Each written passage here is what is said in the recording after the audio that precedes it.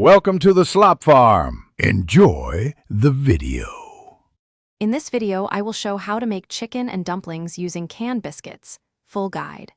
Start by heating 2 cups of chicken broth in a large pot over medium heat and add diced vegetables and seasoning.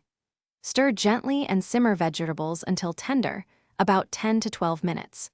Prepare canned biscuits by separating each one and cutting into quarters for dumpling pieces. Keep them refrigerated until the broth is ready. Warm a skillet and melt 2 tablespoons of butter, then add chopped onions, carrots, and celery and cook until soft and translucent. Pour in 2 cups of chicken broth and scrape any brown bits from the pan, then bring the mixture to a gentle simmer to concentrate flavor.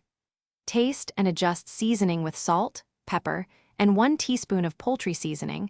Remembering a little goes a long way to build savory depth.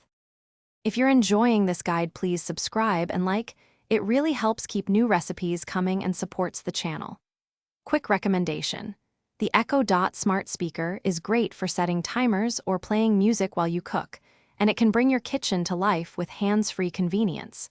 Check the description for the link and other deals, grab one if you like, and now let's get back to the video.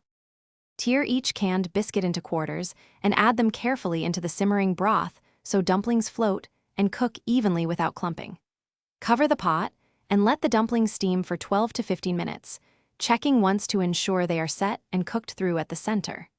Stir in shredded cooked chicken in the final 5 minutes to warm through and absorb flavor, finishing with a sprinkle of fresh herbs for brightness.